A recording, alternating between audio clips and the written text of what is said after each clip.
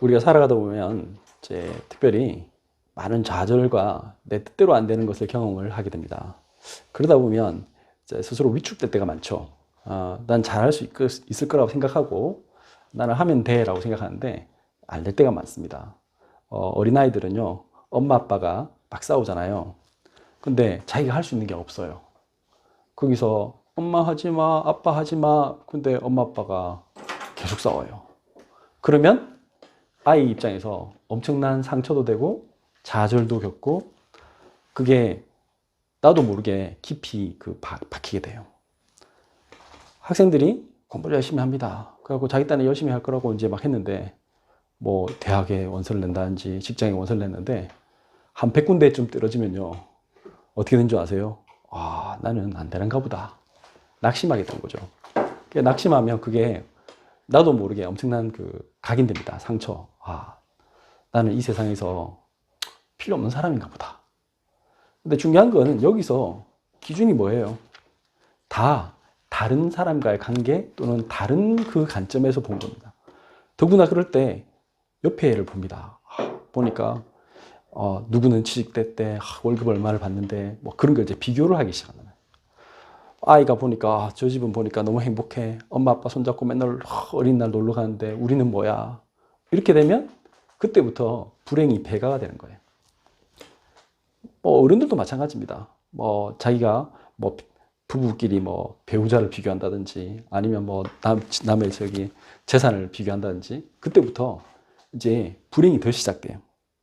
그러다 보면 예수 믿는 사람들조차도 이렇게 생각합니다. 하나님의 언약 생각 없이 그런 것들이 층층이 내 의식 속에 쌓여 있어요. 나도 모르게 그게 엄청나게 많이 쌓였고 중요한 결정을 내릴 때 하나님의 언약을 붙잡고 결정하는 게 아니고 그 상처 속에서 결정해요. 아, 내가 이거 내봤는데 안 되더라. 그래서 아무 때나 취직해야지. 이런 데라도 다니고 있는 게 어디야. 뭐 이런 거. 그 다음에 나 같으면 안 돼. 뭐 이런 거. 그러니까 또 뭐 배우자를 고를 때도 우리 아빠 같은 사람, 우리 엄마 같은 사람은 절대 만나면 안 돼. 뭐 상처 많은 사람들은 이제 그런 걸로 가득 차요. 그러니까 이제 가만히 보니까 저 사람 하는 행동이 보니까 옛날에 우리 아버지가 하는 행동 비슷해. 그러면 난 저 사람하고 결혼하면 안 되겠구나. 이제 이 세상에는 남자는 다 저래. 뭐 아니면 여자는 다 저래. 뭐 이렇게 그냥 모든 것으로 이 상처가 둘러싸이면서 어느 날 뭐라고 말하죠? 왜 세상은 이런 거야? 지금 현재 세상 사람들 마음속에 지금 꽉 차 있는 게 그게 교회까지 와 있어요. 그 사람들이 하나도 변하지 않고 교회 오는 거예요. 그래서 항상 뭘 원하죠? 마법의 약을 원해요. 신약이 마법의 약이야. 구약이 마법의 약이야. 이것만 넣기만 하면 뭐 무조건 변화되고 내 주변 사람들도 변화되고 이렇게 되기를 원해요. 근데 하나님 만드신 창조 질서는 그런 게 아니에요. 하나님이 그리스도를 보내신 이유는 나를 위해서 보내셨지만 제일 중요한 거는 그 하나님의 구원 계획을 이루기 위해서 보내신 거예요. 그걸 알아야 되는데 그러면 하나님은 왜 우리 인간을 만드셨을까요? 하나님은 그렇게 고통 속에 있으라고 만드신 게 아니잖아요. 하나님은 우리를 사랑하시고 우리에게 부모님을 주신 것은 그 부모님을 통해서 하나님의 형상을 보게 만드신 거거든요. 왜 우리 부모님이 왜요? 그거는 부모님이 하나님의 형상을 놓쳐서 그런 거예요. 그분이 하나님의 형상이 회복되면 그분도 달라질 수 있다는 거예요. 그래서 그리스도가 필요하다는 걸 얘기하시려고 한 거예요. 마찬가지, 나 지금 시험 떨어졌다는 게 중요한 게 아니고 뭘 원하시는 거예요? 내 힘으로 하는 게 아니라 하나님이 계획하신 다른 계획을 붙잡으라는 거예요. 성공하는 거 목적이 아니라는 거죠. 행복한 배우자 만나가지고 맨날 뭐 알콩달콩 잘 사는 그게 목적이 아니에요. 하나님 계획은. 그거 잠시란 말이지. 오죽하면 허니문이 문이 15일이에요. 15일. 15일 가면 찢고 뽑고 싸우게 돼 있다. 결론은 그런 거거든. 그래서 하나님의 계획은 영원한 생명, 영원한 축복을 주셔야겠다는 건데 사람들이 눈에 보이는 거 그것에 막 사로잡혀 있어요. 그래서 하나님은 우리에게 뭘 원하시느냐? 네가 일어서서 이 세상에 그 빛을 비추라는 거예요. 그 말 들으면 이렇게 생각하는 거죠. 아니, 나는 내 수준으로 어떻게 할 수 있겠습니까? 저는요, 백도 없고요. 저는 배경이 안 좋아요. 저는 뭐 좋은 대학을 나온 것도 아니고요. 저희 부모님은요, 재벌도 아니고요. 아무것도 없어요. 누구는 뭐, 시험 칠 때 뭐, 저 엄마 아빠가 다 어떻게 챙겨줘가지고, 뭐, 논문 제1 저자도 되게 해주고 뭐 그런다는데, 그래서 뭐, 대학도 가고 뭐 그런다는데, 우리는 그런 게 없어. 우리 아버지 교수 아니야. 그러면 실패한 인생입니까? 그게 아니잖아요. 무엇을 얘기합니까? 오늘 다윗을 통해서 그 하나님의 언약을 분명히 발견해야 됩니다. 오늘 요절 말씀은 사무엘하 5장 12절입니다. 다윗이 여호와께서 자기를 세우사 이스라엘 왕으로 삼으신 것과 그의 백성 이스라엘을 위하여 그 나라를 높이신 것을 알았더라. 자, 하나님의 계획을 알았더라. 이게 돼야 됩니다. 첫 번째가 뭡니까? 하나님이 다윗을 세우사 이스라엘 왕으로 삼으신 것을 알았더라. 이게 중요한 겁니다. 여러분들은 세상 사람들이 보기에는 애게게 할지 몰라도 여러분들은 어떤 분이다?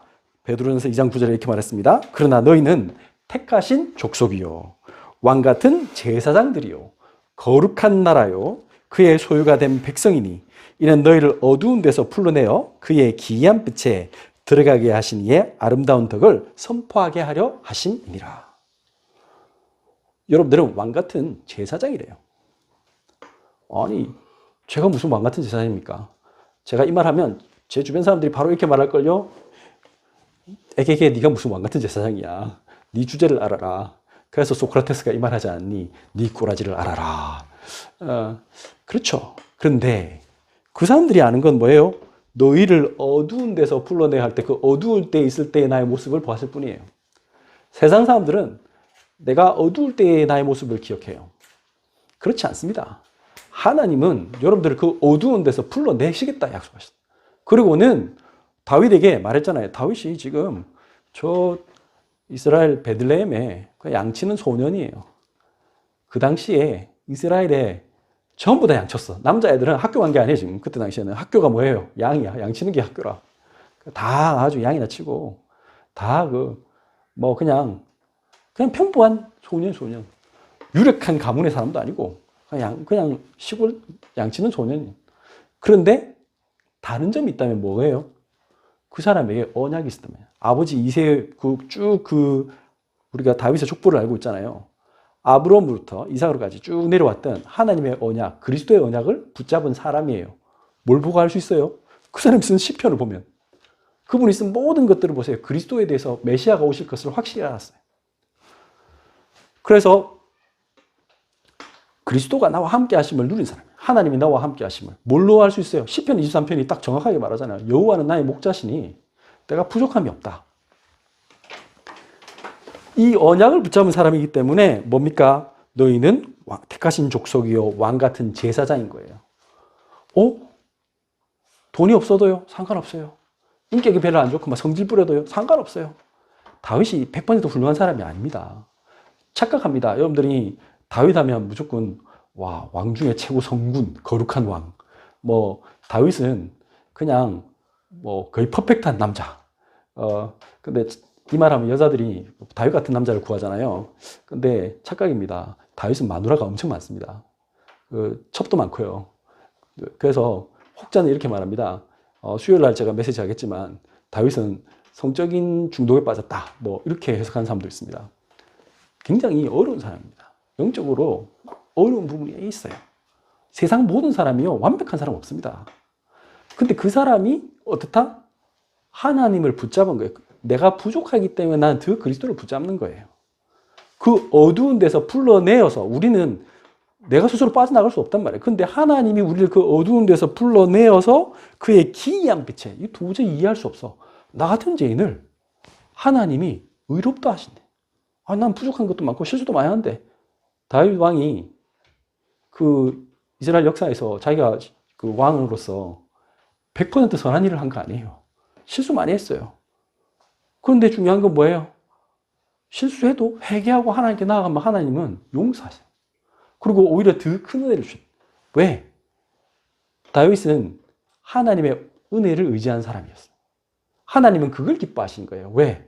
우리는 다 똑같은 죄인이기 때문에 의인은 음란이 하나도 없으며 모든 사람이 죄를 범하여 정말 봉화했음에 하나님의 영광에 이르지 못한다. 우리 스스로 어떻게 우리를 완벽하게 만들 수 있습니까? 완벽할 수 없습니다. 하나님의 성령만이 우리를 완벽하게 합니다.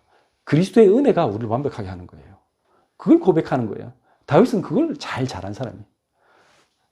다윗의 시편들은 다 그런 겁니다. 제가 죄중에 잉태되었으니 하면서 나의 죄를 우슬초로 씻으소서. 시편 전부 다 자신의 그 죄인됨을 고백하고 하나님의 도우심을 구하는. 하나님은 그걸 기뻐하세요. 죄 짓고도 나 죄 안 짓다. 내가 무슨 죄가 있어? 이런 사람 하길 원하지 않으세요. 성경에 보니까 바리새인들은 다 그런 사람들이었어요. 근데 하나님은 오히려 그 사람들을 꾸짖고요. 그 기도할 때 바리새인은 주여 저는요 일에 한 번씩 금식을 하고 11조를 드리며 저 세리와 저 창기처럼 저렇게 죄인이 아닌 것을 감사드립니다. 그 기도를 하나님은 위선적인 기도라고 말했어요. 오죽하면요 화 있을진저 그 성경이 굉장히 좀 말을 엄청 순화한 거예요. 독사의 자식들아 이 말인데 우리를 치면 개 XX 이렇게 한 말하고 똑같은 거예요. 하나님 전혀 안 기뻐하세요. 그거. 하나님은 전혀 안 기뻐하세요. 우리는 착각해요. 사람들의 기준으로 봐요. 저 사람 인격 훌륭하대. 저 사람은 선한 일을 많이 했대. 어느 대학에 막 평생 모은 거 기부하셨대. 물론 아는 것보다 훨씬 훌륭한 일을 하신 거죠. 근데 그런다고 내 영적 문제가 해결되는 게 아니라니까요. 그 기부하신 분이 그거 했다고 해서 본인의 운명에 속에 들어온 저주 재앙을 해결할 수 없어요. 그거하고 상관없단 말이에요. 나의 수준, 능력, 인격과 상관없이 예수님이 그리스도를 통해서 우리를 구원하시겠다는 거예요. 그게 복음이에요. 복음의 키는 그리스도에게 있지 나에게 있는 게 아니에요. 하나님이 다윗을 왕으로 세우셨다 약속하셨기 때문에 다윗이 왕이 된 거예요. 다윗이 훌륭해서가 아니에요. 그게 너무나 중요한 겁니다. 하나님이 우리를 왕으로 세우시겠다. 약속하시고 이루시는 겁니다. 분명히 말했잖아요. 사무엘상 16장 13절에 사무엘이 와서 기름분을 부었더니 하나님의 영에 감동되느라 충만해졌다. 무슨 말입니까? 하나님이 선택하시고 그를 왕으로 세우겠다고 약속하셨어요. 그랬더니 우리 수준이 아닌 하나님의 능력으로 성령에 감동받게 했어요. 중요한 건 뭐냐면 은혜를 받으면 우리가 달라진다는 거예요. 내가 달라지려고 노력하는 게 아니고 하나님의 성령의 충만함. 그럼 우리는 뭐가 필요해요? 그리스도를 고백하는 믿음이 필요한 거예요. 하나님의 은혜 달라고 하나님 우리에게 은혜를 베풀어 주옵소서. 긍휼히 여겨 주옵소서. 그리스도로 충만케 하옵소서. 하나님께 예배드리고 기도할 때 하나님은 그 마음을 받으시는 거예요. 그랬더니 시간이 많이 흘렀어요. 하나님은 먼저 말씀 주시지만 그 말씀 가지고요. 사람들은 교회 오면 방장에 내 운명이 바뀔 거라 생각하는데 아닙니다. 교회 다니는 사람들 중에 불신자하고 똑같거나 불신자보다 더 못한 사람 가득합니다. 근데 그 사람이 언제 바뀝니까? 어두운 데서 빠져나올 때 그 예수 그리스도의 능력이 예수 그리스도의 권세가 성령의 역사가 내 영혼 속에 깊이 역사할 때 바뀌는 거예요. 그 역사하는 시간이 언제입니까? 말씀 듣는 시간, 예배 드리는 시간, 기도하는 시간입니다. 하나님 앞에 주님, 저는 정말 죄인입니다. 저는 저를 바꿀 수 없습니다. 저의 미래까지도 하나님께서 책임지심을 믿습니다. 고백하는 그 시간에 우리 운명이 바뀌는 거예요. 십자가에서 예수님이 나의 모든 것을 끝내셨습니다. 그거 믿는 시간. 나를 속이는 사단의 권세가 이 시간 예수의 이름으로 굴복되기를 원합니다. 그 기도하는 시간에 하나님이 역사하신 거예요. 그랬더니 점점점 바뀐 거예요. 다윗의 모습을 보면 이 점진적으로 변화되는 모습이 보여요. 다윗이요. 우리 다음 주에 우리가 말씀 나누겠지만 다윗도 굉장히 연약한 사람이에요. 딱 보니까 이제 자기가 이제 왕이 됐잖아요. 왕이 되고 나서 보니까 그래 내가 하나님을 섬긴 사람으로 그 요바에게가 저 어디 시골에 있어 지금 우사라는 사람 집인가 어디 집에 있는 거 알아요. 그래서 이제 저거 데리고 가서 내가 이제 우리 그 궁전에다 둬야겠다. 당연히 자기는 이제 하나님 섬긴 사람이니까 하나님을 사모하는 마음으로 하고 싶었어. 근데 데리고 오다가 조금 막 수레가 막 흔들리고 그러니까 어떤 사람이 잡으려고 하다가 어떻게 했어요? 죽었잖아요. 어휴, 큰일 났다. 나도 잘못하면 죽을 수도 있다. 이래가지고는 그 뭐 아무것도 안 해. 그냥 그러고 그 있으라고 기다려. 근데 나중에 이제 그 어떤 사람 집에 갔는데 그 사람 집이 그 이제 오랫동안 이제 그 여호와의 개가 있었잖아요. 근데 하나님이 그 집에 축복하는 걸 다 또 소문이 들렸어. 그래?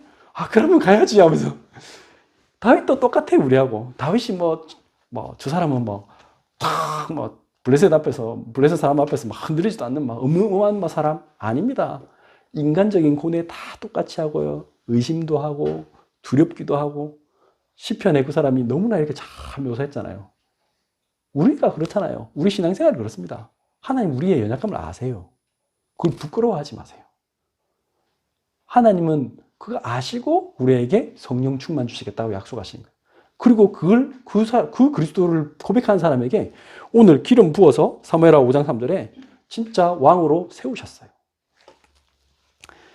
그래서 시편 78편 70절에서 72절에 보면 분명하게 우리는 인생의 모든 시간표가 이 하나님의 그리스도를 증거하는 증인의 삶, 전도자의 삶, 왕으로서의 삶, 그 삶을 이룩하시기 위한 우리는 그 이정표를 걸어가고 있는 거예요. 언약의 여정. 여러분들이 바로 그 시간표에 있습니다. 시편 78편 70절에 72절 또 그의 종 다윗을 택하시되 양의 우리에서 취하시며 저작을 지키는 중에서 그들을 이끌어내사 그의 백성인 야곱 그의 소유인 이스라엘을 기르게 하셨더니 이에 그가 그들을 자기 마음의 완전함으로 기르고 그의 손의 능숙함으로 그들을 지도하였도다. 하나님이 그 양의 우리 속에 있던 그 다윗을, 목동 다윗을 어떻게 하셨다고요? 거기서 선택하셨어요. 두 번째는 그 양 지키는 것 중에 그 속에서 하나님을 누리고 있어. 그냥 나는 하나님을 누리고 아무것도 아닌 것처럼 세상 사람들 보기에는 그냥 별 볼 일 없는 일인데 나는 거기서 최선을 다하고. 왜? 내가 하나님 자녀니까. 무엇으로 할 수 있어요? 하나님이 주신 은혜로, 하나님이 주시는 능력으로 그 시간을 최선을 다하고 있는데 나도 모르게 양 잘 지키려고 하니까 사자나 곰으로부터 지키려고 하니까 돌멩이 던진 연습도 하고 하여튼 막대기를 들고 싸울 연습도 하고 그렇게 한 거예요. 그러다 보니까 지리도 많이 어디 풀밭 이거 가봐야 될 거 아니야. 여기저기 가보고 지리도 잘 알게 되고 그러다 보니까 잘 됐어. 그러다 보니 어떻게 됐어요? 나도 모르게 세월이 막 흘렀어. 그 하루가 아니잖아요. 1년이 지나고 2년이 지나고 그걸 누리는 중에 그 사이에 자기는 시도 쓰고 다 그게 뭐가 됐어요? 하나의 작품이 돼. 그 사이에 자기는 골리앗을 만나서 이길 만큼의 능숙한 실력도 생겼어요.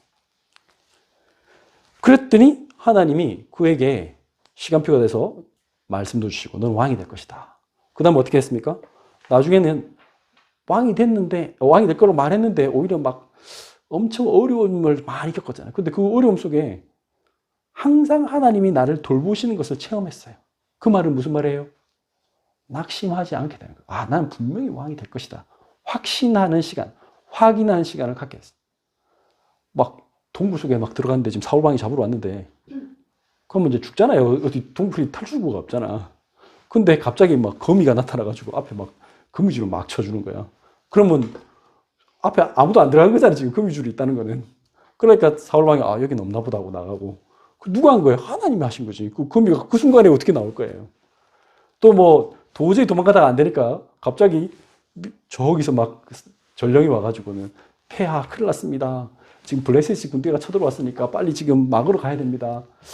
저거 죽여야 되는데 하고는 다시 돌아가. 어쩔 수 없어. 모든 일들 속에 하나님이 보호하셨다. 우리의 삶도 그렇잖아요. 하나님이 여러분들을 지금 있는 그 자리에 가만히 있는 게 아니에요. 여러분들의 인생의 모든 어려움과 중요한 결정의 순간의 모퉁이에서 하나님이 여러분들을 인도하시고 보호하시고 계시다는 거예요. 왜 그렇습니까? 하나님은 우리에게 하나님의 나라를 세우기 원하시는 거예요. 오늘 말씀 보니까 그 나라를 높이신 것을 다윗은 알았더라. 여기서 그 나라는 다윗의 나라가 아닙니다. 우리 착각합니다. 사람들이 그렇게 생각합니다. 그래. 여러분들 자녀가 서울대를 갔다. 여러분들 직장이 사업이 잘 된다. 직장에서 이렇게 승진했다. 지금 그걸 하려고 한 게 아니에요. 뭐예요? 하나님의 나라를 이루시려는 거예요. 그 나라를 높이신 것을 알았더라. 다윗의 나라를 높이신 게 아니고 하나님의 나라를 높이시는 겁니다. 뭘 얘기하는 겁니까? 지금 우리가 만약에 좋은 대학을 가는 게 목표다, 학생이. 그러면 서울대에 있는 학생들이, 하버드에 있는 학생들이, 그러면 그게 목표가 되는 거잖아요. 근데 하버드 학생들이 행복합니까? 서울대 학생들이 행복합니까? 그 사람들 똑같아요. 그냥 좀 지식적으로 똑똑할 뿐이에요. 뭐 똑똑 안 하는 것보다는 똑똑한 게 좋을지 모르겠지만 똑같은 거예요. 얼마 전에 요번에 그 우리 백사모님 지금 뭐 수업하는 거에서 물었대. 그 애들한테 뭐, 자, 여러분들 뭐가 훌륭한 사람이야, 뭐 착한 게 뭐야? 이렇게 말하니까 뭐 하여튼 그랬더니 공부 잘하는 건가? 뭐 그랬대. 그래서 공부 잘하면 다 착해? 그러니까 아니래. 그런 거 아닌가? 뭐 그렇게 얘기했대. 근데 이제 그놓고는 그 유명한 판사님 있잖아요. 너 안 돼. 너 돌아가 하는 성창호 판사라는 분 있어요. 청소년 그 전담 판사 하신 분. 그 동영상 보여주면서 애들. 그거 보면 전국 1, 2등 하는 애가요. 나쁜 짓 엄청 많이 했어요. 애들한테 막 괴롭히고 돈 뺏고. 근데 저그 엄마 아빠가 뭐라고 하는지 우리 애는 그럴 애가 아니라고. 나쁜 친구를 사귀어서 그러다. 판사님, 애가 몰라서 그랬으니까 용서해 주세요. 모르는 애가 그럴 수 있어요. 지금 이거 몇 년째 지금 한 건데 하면서. 공부 잘해가지고 오히려 더 교묘하게 괴롭힌 사람, 엄청난 대형 사고, 금융 사고 일으킨 사람 누구예요? 공부 잘하는 사람. 공부 잘하는 게 중요한 게 아니에요. 제가 어제 무슨 책을 읽다 보니까 이제 지금 유전자 가위 그런 쪽에 DNA 맵 만든 사람, 게놈 그거 프로젝트 대표했던 어떤 분이, 이분이 막 엄청 똑똑한 사람이에요. 자신만만하고. 왜냐하면 하나님이 없다 하는 사람들이니까. 그 사람들은 그 다윈주의잖아요. 근데 이 사람이 뭐 지금 그 다윈 프로젝트, 게놈 프로젝트 대표를 맡을 정도로 막 세계적인 과학자인데, 자기 아들이 이제 어느 날 미친 거야. 어떻게 했느냐? 그 아들도 똑똑하거든. 그래가지고 뭐 하나밖에 없는 아들, 똑똑한 아들, 뭐 좀 높은 데에 있었겠죠. 뭐 성공하고 막 그렇게 했겠죠. 어디에 있었느냐? 월드 트레이드 센터. 거기 몇 층에서 나 자살할 거야 하고는 창문 깨고 뛰내리려고 하는 거 사람들이 말려가지고 너 그러면 안 돼. 정신병원에 집어넣었어. 아무리 똑똑해도 그거 해결할 수 없다. 영적 문제 해결할 수 없어요. 자기는 그래서 자기는 이제 이런 사람들 특징이 뭐냐? 복음을 모르니까 뭐 하죠? 영적인 거 문제 모르니까 더 DNA 연구해야 된대. 왜? 그 정신병의 문제가 뭔지 알아내야 된대. 그 DNA 문제 아닙니다. 영적 문제입니다.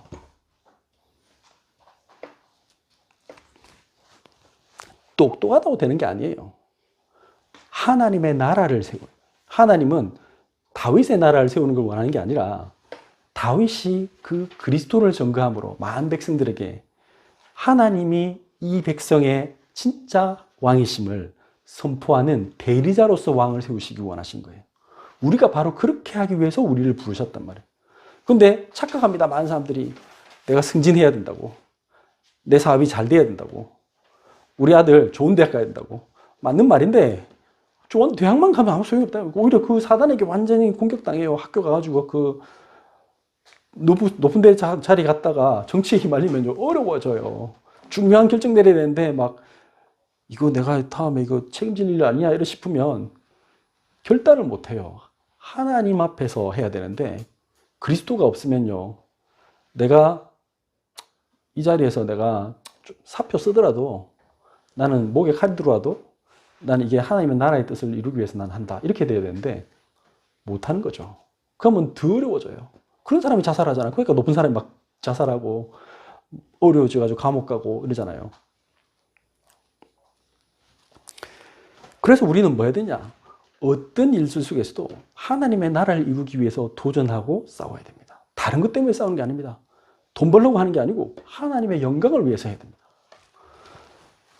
다윗이 딱 보니까 지금 여호수아 때부터 이스라엘 백성들이 지금 가나안을 점령했는데 못 점령한 땅이 있었어요. 그게 어디냐? 예루살렘이에요.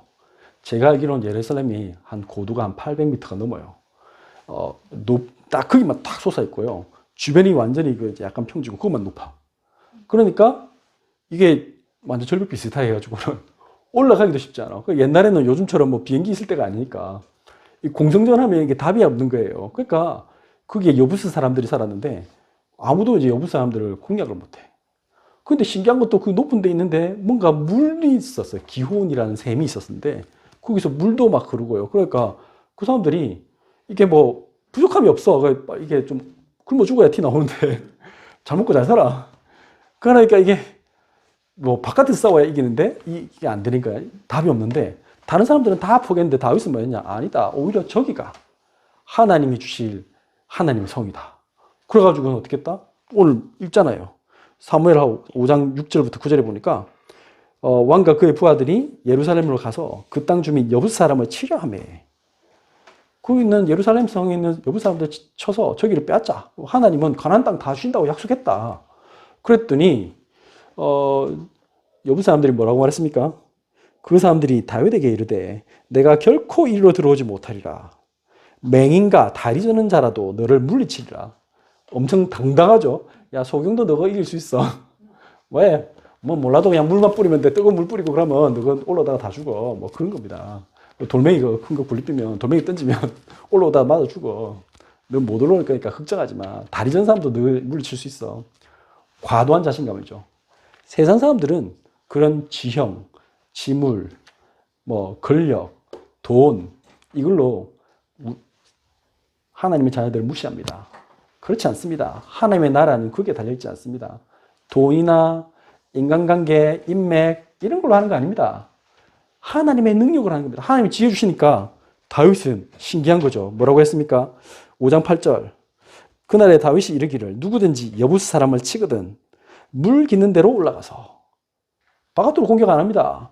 이 성경 구절을 가지고 그 영국의 그 고고학자가 1867년에 이름이 그 찰스 워런 경이는데 이 사람이 이 말씀 붙잡고 진짜 있는가 하고 조사를 했는데 청동기 시대에 그 수직 통로를 발견했어요. 그걸 워런 샤프트, 이 사람 이름을 따서 워런 샤프트라고 하는데 그 수직 통로가 있는데 그 안에 이게 인공적이 아닌 자연으로 뚫혀 있는 동굴 비슷한 게 있더래요. 그러니까 수직으로 그걸 통해서 이게 물도 이렇게 하기도 하고 사람도 다닐 수 있고 그런 통로를 발견했대. 아, 이 말이 맞구나. 물 기는 데로 올라가서 그게 기온샘과 연결되어 있는데 그게 이렇게 수로 비슷하게 해가지고 올라갈 수 있더래요. 그래가지고는 다윗이 이걸로 타고 다 올라가가지고는 그냥 몰래 잠입해서 밤에 싹 그냥 해결한 거예요. 하나님이 함께 하신다. 하나님은 어떤 것도 해결하실 수 있다. 난공불락 같은 예루살렘 성도 하나님 정령하게 하시고 오히려 그 길을 다윗성으로 삼게 하셨다. 세상 사람들이 다 저게 막 많은 사람들 가는 길로 우리는 가는 게 아니고 그게 복음과 상관없이 우리는 가지 않고요. 오히려 사람들이 가장 외면하는 곳 그곳을 가는 거예요. 오히려 그래서 가장 좋은 자리를 찾아했어. 다윗이 여기 성을 쌓고는 다윗성이라 했어요. 왜? 바깥의 사람들이 이제 공격하기 어려워. 오히려 이제 여기는 난공불락의 성이에요. 이제 하나님 누리는 사람, 복음 누리는 사람은요, 세상을 진짜 정복하는 사람이 되는 거예요. 그게 나의 나라가 아니라 하나님의 나라가 될 때 가능한 겁니다. 그랬더니, 이게 이제 다윗도 이제 느낀 거예요. 아, 이상하다, 신기하다. 여러분들이 이 복음을 누리면요, 먼저 나의 내적으로 충만해져요. 나에게 확신이 먼저 생겨요. 믿음이 먼저 생겨요. 아, 그렇구나. 하나님 나와 함께 하시는구나. 두 번째는 뭡니까? 옆 사람이 봐요. 와, 저 사람 뭔가 좀 나하고 다르다. 이게 지금 하나님의 나라가 임하는 증거들입니다. 뭐라고 했습니까? 사무엘하 5장 10절에서 11절. 만군의 하나님 여호와께서 함께 계시니 다윗이 점점 강성하여 가니라. 신기하죠? 그 이상한 목동이 이제 뭐 점점점 사람들이 모이고 뭐 이렇게 하더니 수준이 처음엔 도적대 수준이었는데 갈수록 이제 뭔가 군대가 되고는 나중에 뭐가 됐어요? 이제 진짜 왕이 됐어. 한 부족의 왕이 됐어. 유다 부족의 왕이 됐어. 이제는 무시할 수 없는 사람으로 점점점 강성하니라. 사무엘하 5장 11절. 나중에 이제 유다와 이스라엘 전체 왕이 됐잖아요. 그러니까 어떻게 했어요? 두로 왕 히람이 다윗에게 사절들과 백향목과 목수와 석수를 보내매 그들이 다윗을 위하여 집을 지으니 두로가 어디냐? 지금의 레바논입니다. 레바논 지역 왕이 그 페니키아 그 당시에 페니키아는 여러분들 고대 역사 시간에 배웠잖아요. 그쪽이 그 알파벳이 거기서 시작됐다 하잖아요. 그만큼 무역의 최강국이에요 그 당시에. 근데 거기 왕이 백향목 이런 거 막 보내가지고는 그것도 기술도 발전된 거기니까 당신 우리하고 서로 외교 관계를 맺자. 자기 딸 보내가지고 아내를 삼게 해주고 그러고는 이제 무조건 당신하고 친하게 지내자. 이래 된 거예요. 그러니까 이제 다윗도 느끼는 거지. 신기하다. 진짜 하나님이 나를 이스라엘 주권자로 세우셨구나. 내가 하나님의 일을 하도록 하나님 부르셨구나. 그걸 확인하는 겁니다. 뭘로 시작하는 겁니까? 내 안에서부터 시작하는 겁니다. 무슨 조건으로 하는 게 아닙니다. 나를 먼저 살려야 돼. 내 영혼이 살면 그 모든 것을 뛰어넘는 겁니다. 뭘로 해요? 누가복음 17장 20절에서 21절. 바리새인들이 하나님의 나라가 어느 때에 임하나이까? 라고 물었습니다. 세상 사람들의 수준이 이렇죠. 그럼 하나님 나라가 어떻게 임하는데? 언제 임하는데? 언제 임합니까? 예수께서 대답하여 이르시되 하나님의 나라는 볼 수 있게 임하는 것이 아니요. 21절. 또 여기 있다 저기 있다고도 못하리니 하나님의 나라는 너희 안에 있느니라. 여러분들 심령이 바뀌어야 됩니다. 내 영혼이 하나님 말씀으로 살아나는 게 그게 하나님의 나라입니다. 돈 많이 주면요 하나님의 나라 임하지 않는 사람에게 그 사람은 그 돈으로 망합니다. 당장에 뛰어나가지고 사치하고 도박하고 뭐 이상한 짓 하다가 감옥 갑니다. 이혼하고 더 이상해집니다. 정말입니다.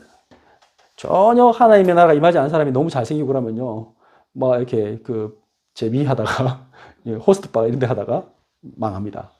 잘생기고 너무 건강하면 그게 도움이 안 돼. 그런데 정말 하나님의 나라가 임한 사람은 아무 조건이 없는데 키가 작든 뭐 돈이 없든 뭐 배경이 안 좋든 아무 상관없어. 그것 통해서 오히려 많은 사람들 앞에서 그 사람들을 살려내는 사람입니다. 그러면 왜 하나님이 우리에게 그런 축복을 주십니까?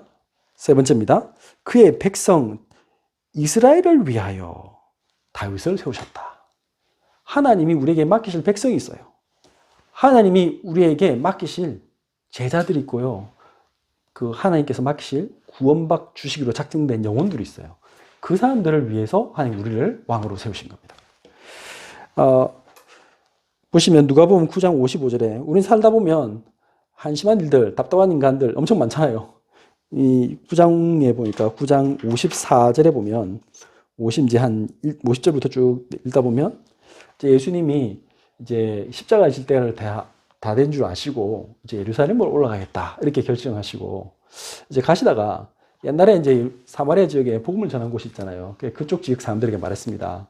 자, 내가 6월절 예비를 여기서 하고 내가 예루살렘으로 올라가겠다.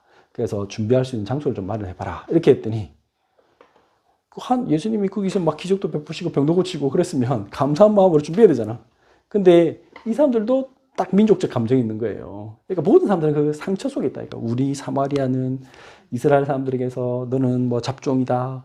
뭐 이렇게 뭔가 이렇게 이등심이다. 그 상처를 벗어나지 못하는 거예요. 그러니까 예루살렘에 왜 가세요? 차라리 사마리아에 계시지 하면서 이래 된 거야. 거부하니까 어떻게 했어요? 그랬더니 그걸 딱 보고는 제자가 뭐라냐, 제자 중에 하나가 예수님, 저런 은혜를 모르는 저 배엄한 망덕한 놈들, 저 사마리아 한 마을에 54절 주여 우리가 불을 명하여 하늘부터 내려 저들을 멸하라 하기를 원하시나이까? 여러분들 그럴 때 있잖아요. 뭐 저런 인간이 다 있어. 내가 복음 전해줬는데 뭐 나를 욕하고 뭐 오히려 뭐 교회 욕하고 막 목사님 욕하고 뭐 저런 인간이 다 있지? 주님, 저 인간에게 천벌을 내려주옵소서 이렇게 말하고 싶잖아요. 그런데 예수님이 이렇게 말했습니다. 누가복음 9장 55절에 예수께서 돌아보시며 꾸짖으시고, 대부분의 성경은 요것만 적혀있지만 어떤 사본에는 이렇게 적혀있습니다. 뭐라고 했습니까? 55절 끝에 다음 말이 있습니다. 이르시되 너희는 무슨 정신으로 말하는지 모르는구나. 인자는 사람의 생명을 멸망시키러 온 것이 아니요 구원하러 왔노라 하시고. 우리는 사람을 죽이는 게 목적이 아닙니다. 우리는 살리는 게 목적입니다. 그 살릴 사람이 있어요.